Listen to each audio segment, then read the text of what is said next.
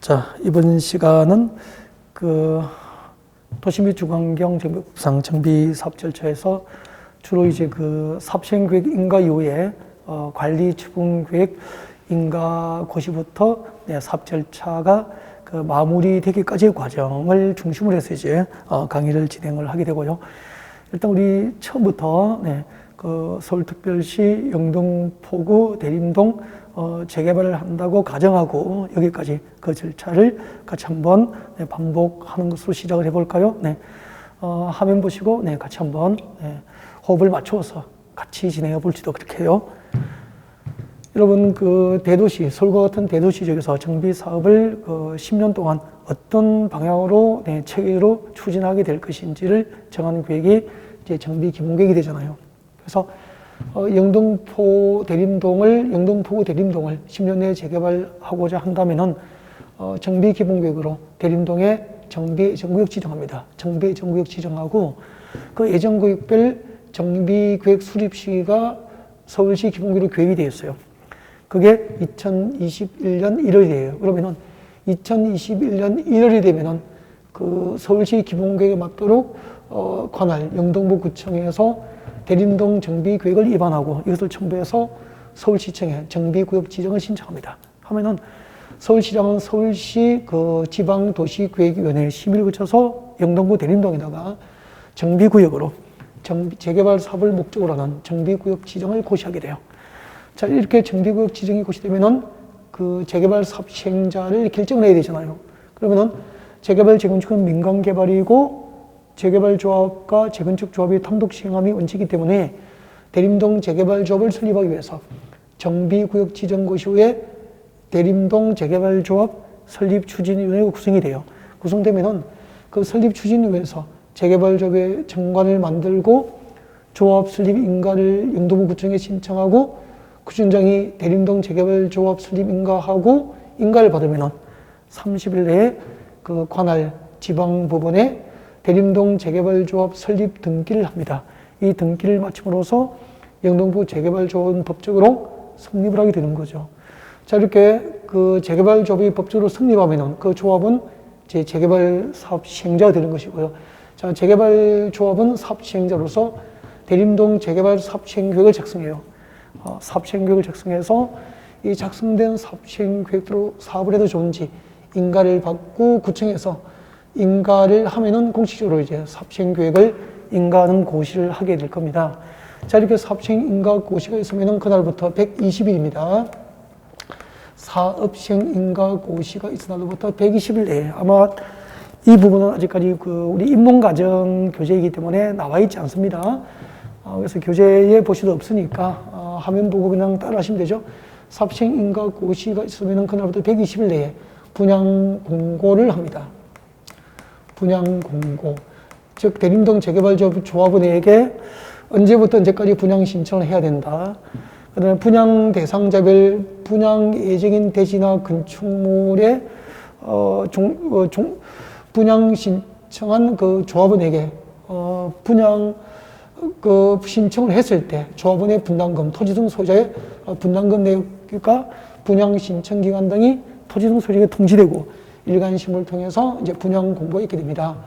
자, 그럼 분양 공고를 보고 이제 분양 신청 기간 내에 조합원 중에서 재개발 영등포구 대림동 재개발조합의 조합원 중에서 이제 분양 공고를 보고 분양 신청 기간 내에 분양을 희망하시는 분들은 이제 분양 신청을 하게 되는 거죠. 여러분, 이거는 기억하십시오. 정비 사업 절차에서 사업시행 인가 고시로부터 며칠 내에 분양 공고를 하죠? 120일. 120일 내에 분양 신청 기간 등이 토지 등 소유자, 조합원에게 통지되고 일간심을 통해서 분양 공고가 있게 돼요. 자, 분양 공고를 보고 분양 신청을 희망하는 토지 등 소유자들은 분양 신청 기간 내에 분양 신청을 하게 되고요.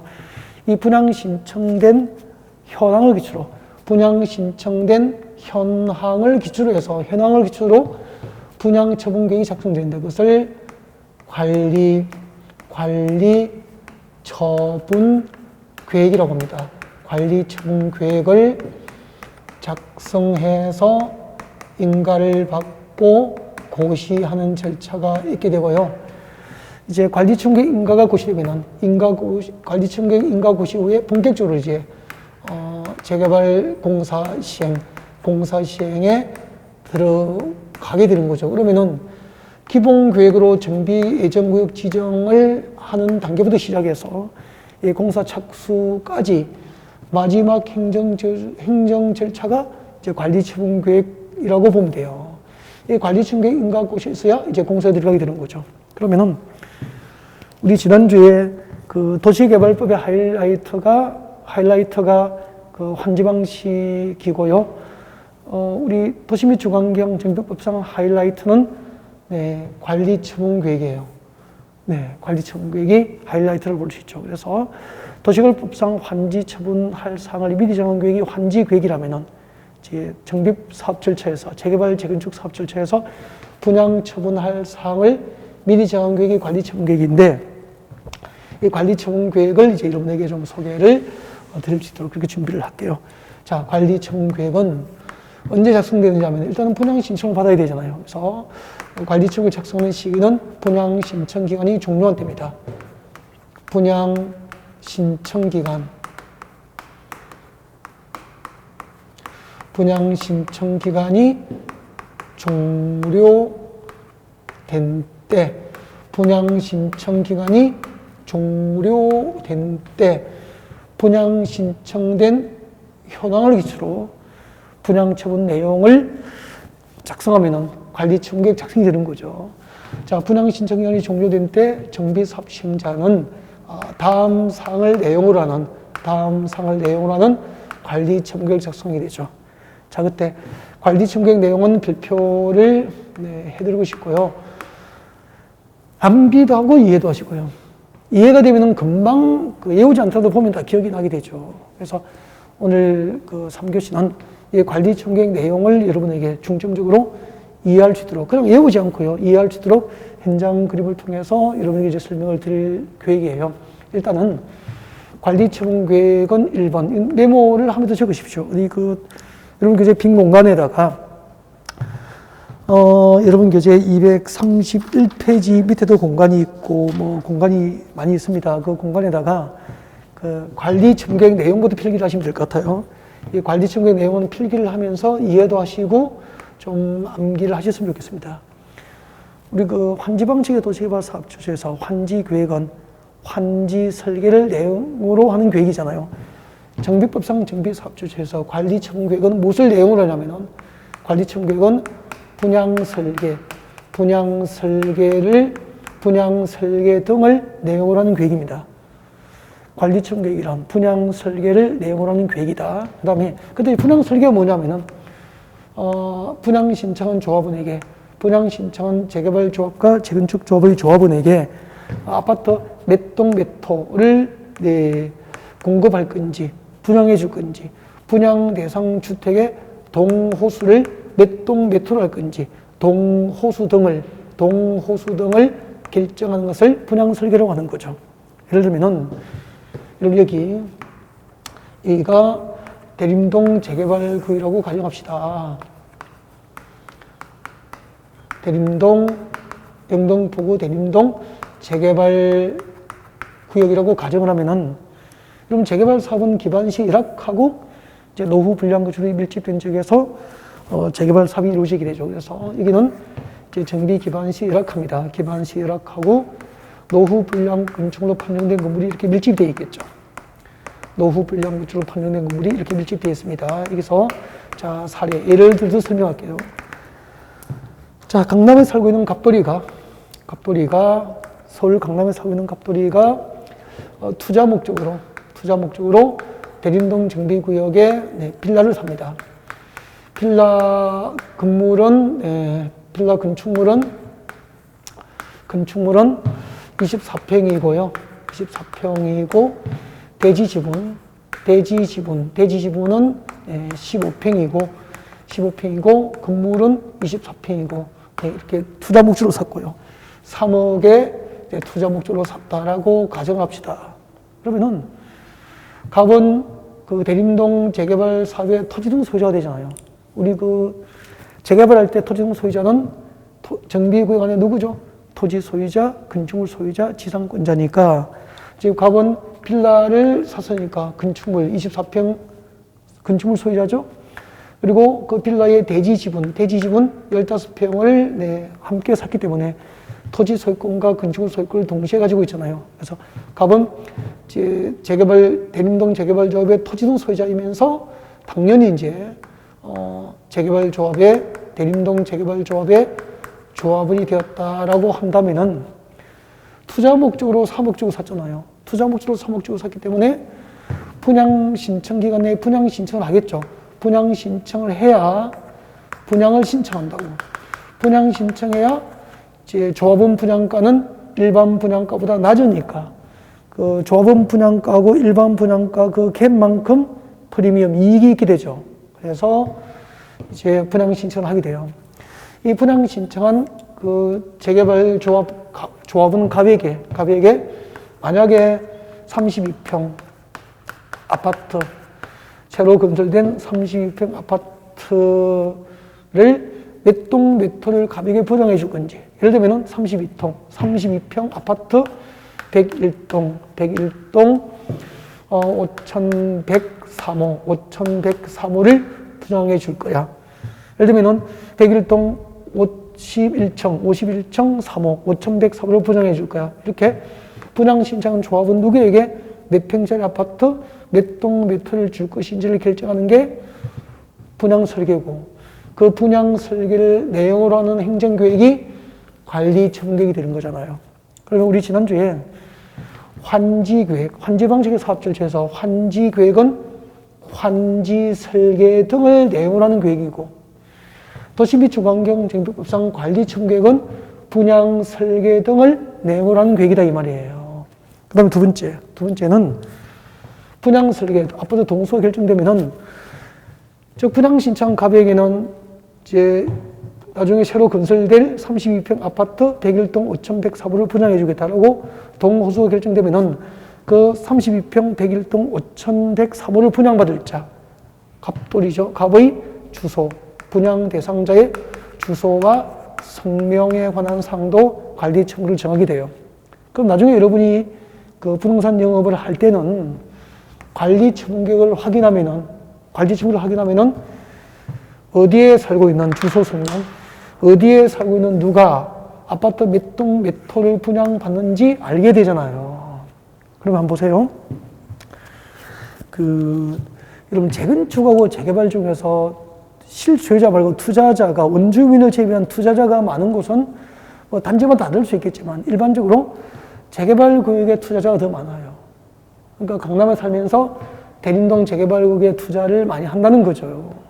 그러면은 그 투자를 하신 분들은 나중에 입주 시기가 되면은 입주를 합니까?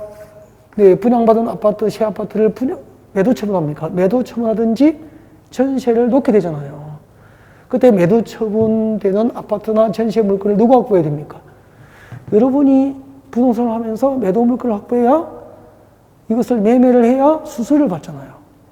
그러면은 만약에 그 대림동 재개발구역에서 네, 1,500세대가 분양돼요. 1,500세대가 분양되는데 그 중에서 이제 절반 정도 한 700세대 정도가 그 매도 물건이나 전세 물건으로 쏟아진다면은 그 물건을 확보하기 위해서 입주 장사를 그러죠. 그래서 이 대림동 재개발 공사 끝나고 입주 시기가 다가오면은 주변에 1층 빈 상가는 한 1년 전부터 전부 부동산이 들어오게 되잖아요. 점포를 구하지 못하면은 천막 치고 파라솔 치고 팜플렛 들고, 그죠? 입주권 확보하려고 입주권 전매를 위해서 물건 확보하기 위해서 뜯다방들이 몰려오게 되잖아요. 여러분 이때 뜯다방은 고수일까요? 하수일까요? 제가 볼 때는 하수죠, 하수. 진정 고수는 관리처분계획 인가고시 후에 재개발 공사에 들어가잖아요. 공사 시작도 하기 전에 관리처분계획을 위해서 어디에 살고 있는 누가 재개발이 끝나면 몇 동 몇 호를 분양받는지 알게 됐으면은 그분들이 그 새 아파트 매도 물건과 전세 물건을 여러분에게 맡겨 줄 수 있도록 그들을 위한 치열한 영업 경쟁이 일어나고 있다는 거예요. 이런 정보, 재개발 재건축이 끝나면 어디에 살고 있는 누가 몇 동 몇 호를 분양받는지 등을 내용으로 하는 행정계획이 관리처분계획이라는 거예요. 이해가 되죠? 그죠? 네. 그 다음에 분양 대상자별, 분양 예정, 분양 대상자별, 분양 예정, 분양 예정인 대지, 분양 예정인 대지나 건축물의 추산액, 분양 대상자별, 분양 예정인 대지나 건축물 추산액. 이게 무슨 말이냐면은 빌라를 투자 목적으로 샀던 갑은 대림동 재개발 지역 조합원이고, 갑에게 분양 예정인 대지나 아파트는 32평 아파트잖아요. 32평 아파트고 대지 지분이 뭐 10평이다 라고 가정한다면은 이렇게 갑에게 분양 예정인 32평 아파트하고 대지 지분의 추산액이 얼마인지를 관리처분으로 재산을 평가해서 관리처분으로 정해야 된다는 거예요. 예를 들면은 갑의 종전 토지와 갑에게 분양 예정인 대지와 건축물의 추산액이 9억이면은 9억이라고 이렇게 관리처분으로 정하게 되는 거예요. 그러면은 대림동 재개발구에서 분양 예정인 24평 아파트 추산액이 얼마인지, 32평 아파트 추산액이 얼마인지, 42평 아파트 추산액이 얼마인지 관리처분계획으로 밝히라는 거죠. 이때 재산을 평가하는 방법. 재개발할 때는 그 시장 군수 등이 선정 개혁한 감정평가법인 2인 이상이 평가 금액을 산술 평균해서 이렇게 추산액을 결정하게 되는 거죠. 그 다음에 분양 신청한 조합원의 종전 토지. 재개발하기 전이죠. 재건축, 재개발 전 종전 토지나 건축물, 종전 토지나 건축물의 명세, 종전 토지 건축물 명세 및 사업시행 인가고시, 사업시행 인가고시일 기준, 사업시행 인가고시일 기준 가격을 관리처분으로 정하게 됩니다. 분양 신청한 조합원의 종전 토지와 건축물의 정확한 명세 및 사업시행 인가고시일 기준으로 산정된 가격을 관리처분으로 정해야 되는 거죠. 예를 들면은 분양 신청한 조합원 갑의 종전 토지와 건축물의 정확한 명세표, 대지 지분은 몇 평이고 빌라는 몇 평짜리였는지 정확한 명세표하고 사업시행 인가고시가 있은 날, 정비사업절차에서 사업시행 인가고시가 있은 날 기준으로 산정된 이 갑의 종전 토지와 건축물의 정확한 가격을 평가해서 관리처분을 밝히라는 거예요. 그럼 만약에 관리처분계획상 갑이 그 대림동 빌라를 24평을 3억 주고 샀지만 이제 사업시행 인가고시가 있은 날 기준으로 평가된 가격이 6억이라면은 6억 이렇게 정하는 거죠. 그러면은 이렇게 분양 신청한 조합원의 종전 토지나 건축물의 가격이 평가되고 또 그 분양 신청한 조합원에게 분양 예정인 대지나 건축물의 추산액이 추산이 되어야 조합원이 얼마를 분담금으로 내놓아야 될지 분담금을 산정할 수 있게 되잖아요. 이해가 되죠? 이렇게 관리처분계획에는 분양 신청한 조합원의 종전 토지와 건축물의 정확한 명세 및 사업시행 인가고시가 있은 날 기준으로 산정된 종전 토지와 건축물의 가격하고 그 조합원에게 분양 예정인 대지나 건축물의 추산액을 관리처분으로 다 밝혀야 되어 있는 거예요. 그 다음에 지금 관리처분계획 인가고시 위에 공사에 들어가잖아요. 그러면 아직까지 공사를 시작을 안 했기 때문에 사업비가 어느 정도 사업비가 들어갔는지 정확하게 알 수가 없잖아요. 그래서 5번째, 정비사업비 추산액이에요. 정비사업비 추산액, 사업비 추산액, 정비사업, 재개발, 재건축을 하면은 기존 구축을 철거하고 기반시를 새로 확충해서 새로 아파트를 건설해야 되잖아요.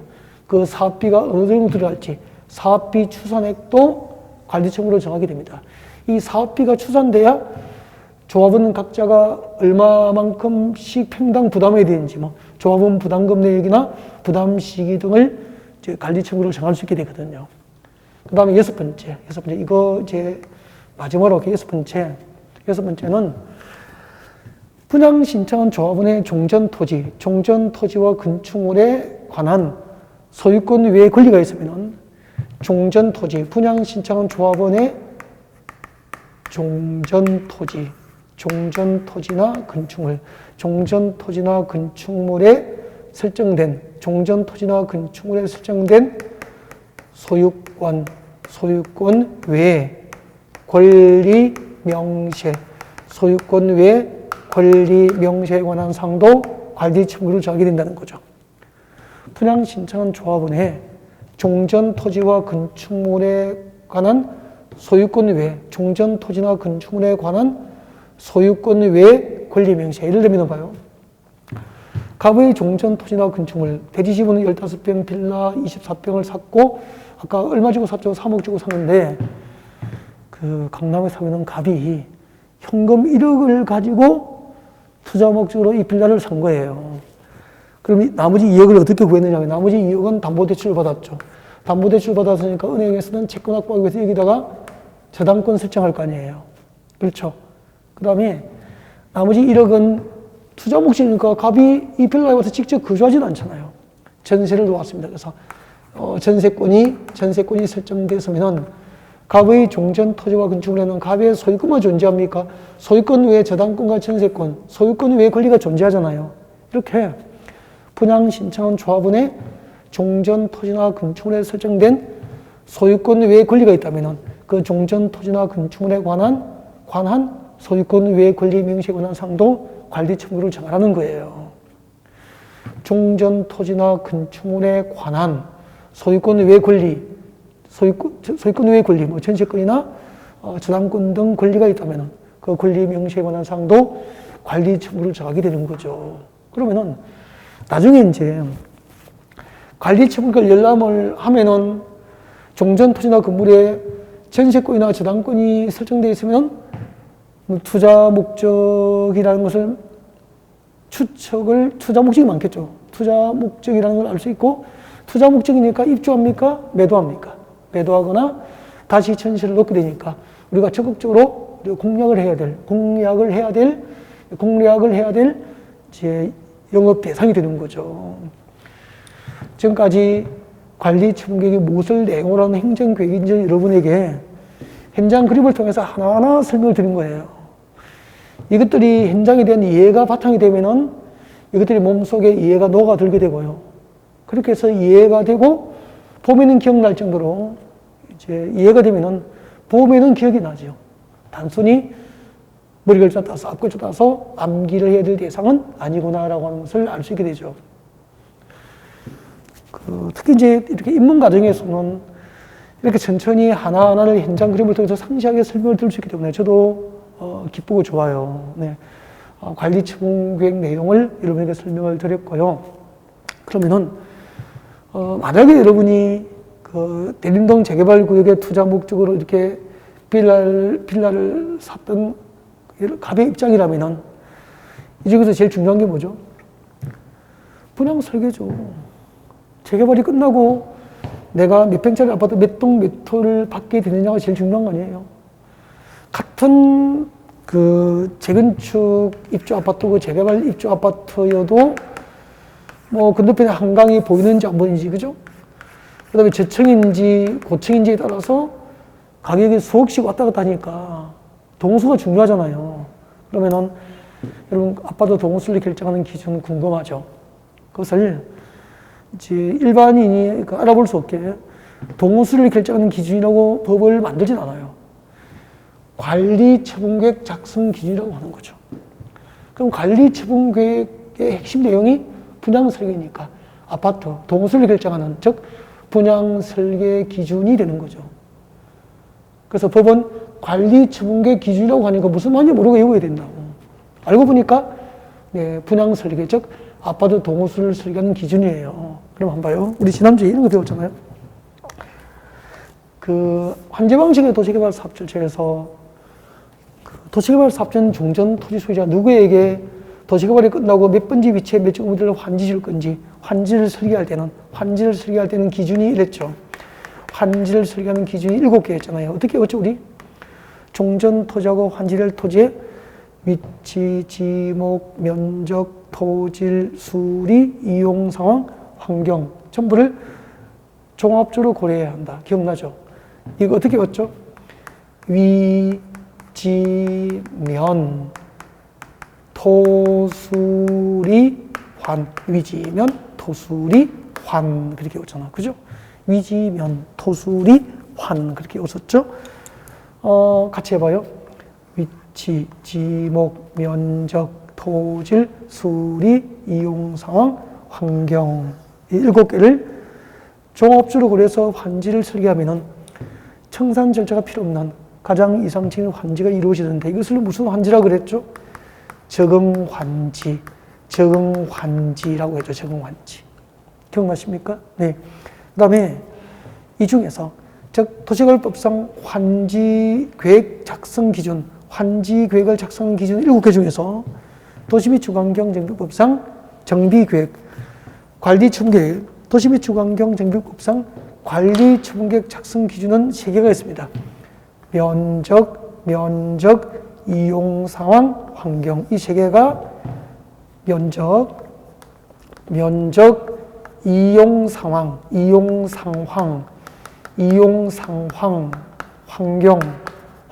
이 3개가 관리 추분계획 작성 기준이 되는 거죠. 여러분, 도시 및 주거환경 정비법상 아파트 동호수를 결정하는 기준은 3가지가 있습니다. 면적, 이용 상황, 환경. 이용 상황, 환경. 이 3개입니다.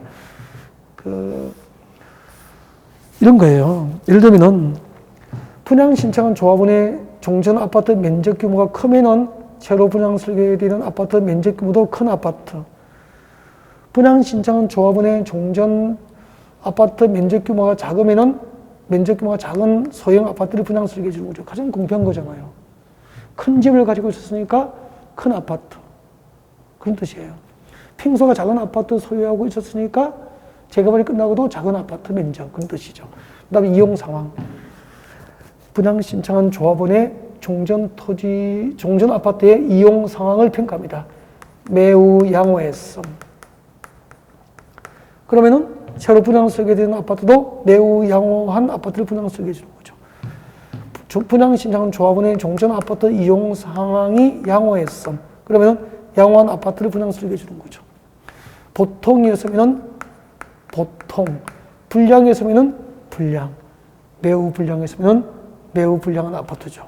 그러니까 재건축하기 전에 맨 뒷동에 1층이고 쓰레기 분리수거장 옆에 있었다면은 맨 앞동 고층을 안 준다는 거예요. 네. 이용 상황, 그 다음에 환경입니다. 환경을 분양 신청한 조합원의 종전 아파트의 환경을 상중하로 나누어요. 상중하로 나누어서 분양 신청한 조합원의 종전 아파트 환경이 상이면은 새로 설계되는 아파트도 환경이 상, 중이면 중, 하면 하 이렇게 되는 거죠. 이렇게 도시 및 주거환경 정비법상 관리 처분계획 기준, 관리 처분계획을 작성하는 기준은 몇 개가 있죠? 3개. 관리 처분계획 작성 기준 3개. 어떻게 되죠? 면적,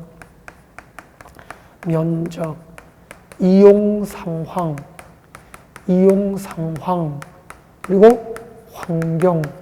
이 3가지를 종합적으로 고려해서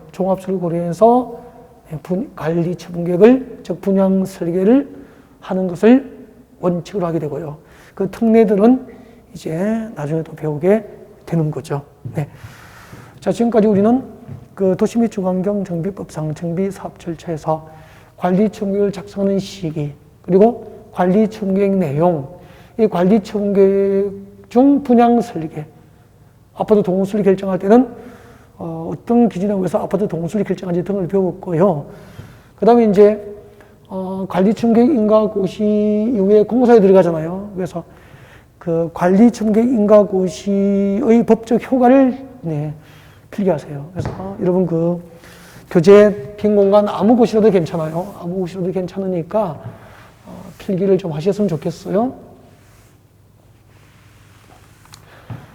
자, 관리처분계획 인가고시, 관리처분계획 인가고시의 효과입니다. 관리처분계획 인가가 고시되면 어떤 법적 효과가 발생하게 될까요? 관리처분계획 인가고시의 효과입니다. 효과. 관리처분계획 인가고시의 효과. 자, 세 가지만 적어주십시오. 1번. 여러분, 논리적으로 생각합니다. 그 도시및 주관경 정비법상 정비사업 절차에서 관리처분계획 인가고시가 있으면 그 다음 절차가 뭐죠? 화면 보세요. 그 다음 절차가 뭐죠? 공사에 들어가는 거죠. 그러니까 영동포구 대림동 재개발 공사는 그 대림동 재개발구에 대한 관리처분계획 인가가 고시되면은 그 다음에 이제 재개발 공사에 들어가는 거죠. 그러면은 그 단독주택과 다시대주택이 밀집된 지역에서 하는 그 주관경 개선 사업을 제외한 나머지 모든 사업은 철거 방식이기 때문에 그 기존의 노후 불량 구치로 판정된 건물은 대림동 재개발하면 철거하잖아요. 그죠? 그래서 그 철거하려면 사람이 살면 안 되잖아요.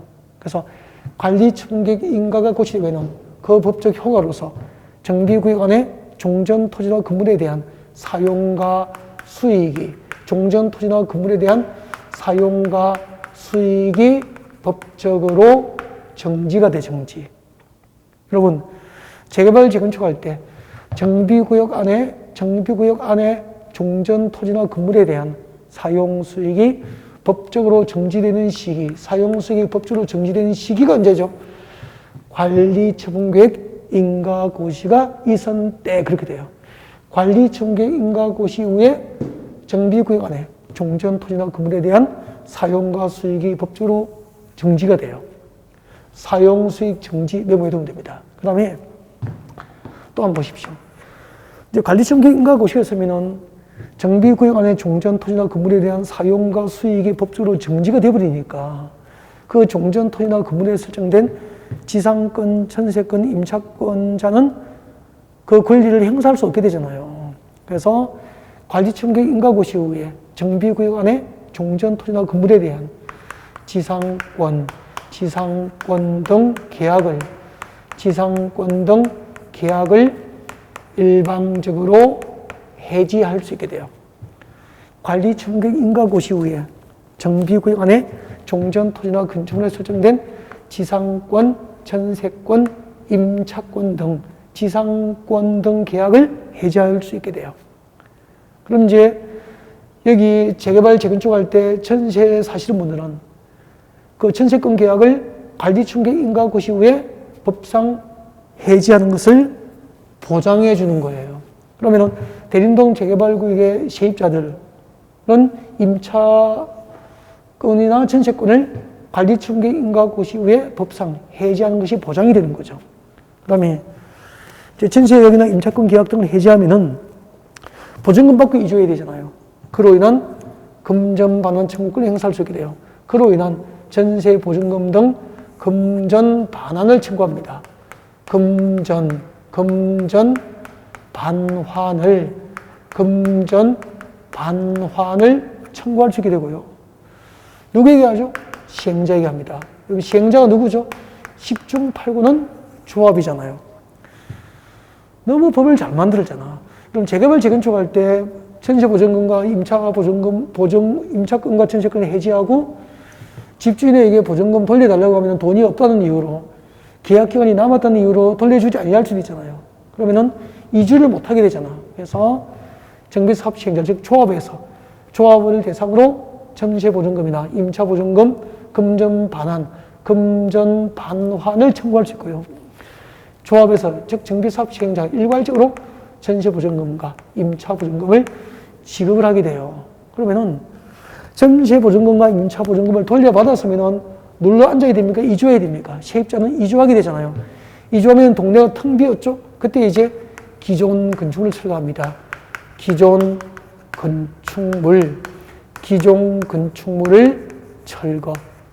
건축물을 철거하게 되는 거죠. 그러면 이제 예를 들면 문제가 이렇게 나오는 거죠. 도시 및 주거환경 정비법상 정비사업절차에서 정비구역 안에 노후 불량 건축물로 판정되었던 기존 건축물이 철거되는 시기로 적합한 것은 언제죠? 그렇죠. 관리처분계획 인가고 시 후, 관리처분계획 인가고 시 후 기존 건축물을 철거하는 것을 원칙으로 한다는 거죠. 그 다음에 이제 노후 불량 건축으로 판정된 기존 건축물을 철거하겠죠, 이렇게. 제가 지금 뭐 하고 있죠? 대림동 재개발 위에 노후 불량 건축을 철거하고 있죠. 뭐 이렇게 철거하고, 그 다음에 이제 그 재개발 이후에 도시 기능이 회복될 수 있도록 열악했던 기반 시설을 확충합니다. 도로 등 기반 시설이 새로 확충이 되고요. 주민 공동 이용 시설도 만들어지겠죠. 뭐. 그래서 여기다가 이제 종전에 없었지만 공원이 녹지, 공원이 도시공원이 조성되고, 그죠? 그 다음에 공용 주차장도 만들어지고, 또 공공도서관도 들어오고, 그 다음에 이제 대림동 재개발 아파트를 짓게 되죠. 재개발 아파트를 이제 건설하게 되는 거죠. 이렇게 해서 이제 공사가 끝나면은 관리청의 인가고시 후에 재개발 공사를 하게 되고, 이제 공사가 끝나면은 이제 준공 인가를 받습니다. 공사 완료 보고서를 작성해서 준공 인가를 받고, 인가고시된 사업 시행 계획대로 틀림없이 공사 끝나면은 준공 인가를 하고 공사 완료가 고시돼요. 공식적으로 이제 재개발 재건축 사업 공사 끝났다고 공사 완료를 고시를 하게 됩니다. 자, 이렇게 공사가 완료됐다는 것은, 재개발 공사가 완료됐다는 것은 기존 노후 불량 건축을 철거하고 기반 시설이 새로 확충됐고 대림동 재개발 아파트 다 건설이 끝났다는 거죠. 네. 그리고 준공 인가도 났고 공사 완료가 고시되면은 이 새로 조성된 재개발 사업으로 새로 조성된 대지나 건축물의 소유권을 이제 분양 신청한 조합은 분양 신청하고 잔금을 마친 조합원에게 소유권을 이전하여 고시하고 시장 군수에게 보고를 하게 돼요. 이렇게 소유권 이전이 고시되면은 이것을 네 글자로 소유권 이전을 하고 고시하는 것을 분양 처분이라고 하는 거고요. 이때 조합은 누구에게는 몇 평짜리 아파트 몇 동 몇 호를 분양해 줄 건지 그 분양 처분할 내용을 미리 정한 계획이 무슨 계획이죠? 관리 처분 계획이 되는 거예요. 환지 방식의 도시개발 사업조제에서 환지 처분할 사항을 미리 정한 계획은 환지 계획이고, 도시 및 주거환경 정비법상 분양 처분할 사항을 미리 정한 계획이 무슨 계획이죠? 관리 처분 계획이고, 이렇게 되는 거죠. 자, 이렇게 이제 분양 처분을 함으로써 대략적으로 제 도시 및 주거환경 정비법상 정비 사업 절차, 즉 영등포 대림동 재개발 사업은 분양 처분을 함으로써 모든 사업 절차는 마무리 그렇게 되는 겁니다. 여러분 그 입문 과정에서는 이렇게 이제 기본적인 흐름하고 그 다음에 이제 그 흐름과 관련해서 필요한 용어들을 여러분에게 정확하게 현장을 통해서 설명드린 방법으로 준비를 하게 된 겁니다. 네, 우리 다시 한 번 더 서울특별시 영등포구 대림동에서 재개발 사업이 어떤 과정을 통해서 이루어지는지를 같이 이제 합의를 보면서 전체적인 흐름을 한 번 더 짚어보고, 네, 절차를 마무리할 수 있도록 준비할까요? 네, 같이 한번 볼까요? 특별시광역시, 특별자치시, 특별자치도, 그리고 인구 50만 이상이 되는 대도시 지역에서 재개발 재건축 사업, 특 정비 사업을 체계적으로 하기 위해서 정비 기본계획이 수립돼요. 만약 서울특별시 영등포구 대림동에서 10년 내에 재개발이 필요하다면 제일 먼저 서울시 정비 기본계획으로 대림동에다가 정비 예정구역 지정하면서, 예를 들면 2021년 1월에 정비계획을 입안하겠다고 계획을 해야 됩니다. 그 2021년 1월이 되면은 관할 영등포구청장은 그 서울시 정비기본계획에 맞도록 대림동 정비계획을 입안하고 이것을 첨부해서 서울시청에 정비구역 지정을 신청하는 거죠. 서울시장은 서울특별시 도시계획위원회, 지방도시위원회 심의를 거쳐서 대림동에 정비구역 지정을 고시해요. 정비구역 지정이 고시되면은 그 다음에 이제 사업 시행자, 즉 대림동 재개발 사업은 조합이 하니까 조합을 만들어야 되잖아요. 그래서 정비구역 지정 고시 후에 대림동 재개발 조합 설립 추진위원회가 구성되고 그 설립 추진위원회에서 조합 정관 만들어서 구청의 영등포 구청장의 조합 설립 인가받고 30일 내에 주된 사무소 소재지 관할 부분에 등기하면은 대림동 재개발 조합이 법적으로 성립하게 되고요. 그 조합은 재개발 사업 시행자가 되는 거예요. 자, 이렇게 대림동 재개발 사업 시행자로 결정된 조합에서는 대림동 재개발 사업 시행계획을 작성해서 조합이 만든 재개발 사업 시행계획대로 사업을 해도 좋은지 영등포 구청장으로부터 인가를 받고 인가가 고시되면은 그 사업 시행 인가 고시로부터 120일 내에 분양 신청 기간 등이 토지등 소유자 대림동 재개발조의 조합원에게 통지되고 일간신문을 통해서 분양 공고가 있게 돼요. 분양 공고를 보고 대림동 재개발조의 조합원 중에서 분양을 희망하는 자는 분양 신청 기간 내에 분양 신청을 하게 되고 그 분양 신청된 현황을 기초로 분양 처분계획이 작성되는데 그것을 뭐라고 하죠? 관리처분계획이라고 하는 거죠. 이렇게 관리처분계획 작성해서 인가 고시되면은 공사에 들어가고 공사 끝나면은 공사 완료 보고서 만들어서 준공 인가 받고 공사 완료가 공식적으로 고시되면은 재개발 사업으로 새로 조성된 대지나 건축물로 소유권을 이전하여 고시하고 이 소유권 이전을 고시하고 관할 시장군수 등에게 보고를 합니다. 이것을 분양처분이라고 하고 이 분양처분을 함으로써 모든 정비 사업 절차가 끝나는 거죠. 그러면은 제가 입문 과정에서 오늘 설명드린 중요한 테마가 도시 및 주거환경 정비법상 정비 사업 세 가지의 개념은 책 보지 않고 말할 수 있도록 진짜 반복해서 많이 읽어야 됩니다. 20번 이상 읽으면 합격합니다. 그리고 나중에 조합원 자격을 갖게 될 토지등 소유자의 범위가 있죠. 토지등 소유자 꼭 암기하셔야 되고요. 앞으로 토지등 소유자의 범위를 제가 물어보고 대답을 그 자리에서 못 하시면은 이제 친한 척 안 할 거예요. 그래서 꼭 암기하셔야 되고. 그 다음에 이제 전체적인 흐름하고 정비 사업 시행 방법, 세 가지 정비 사업별 사업 시행 방법하고 사업 시행자, 그리고 이제 관리 처분 계획에 중점을 두고 아마 제가 설명을 드린 것을 알 수 있을 겁니다.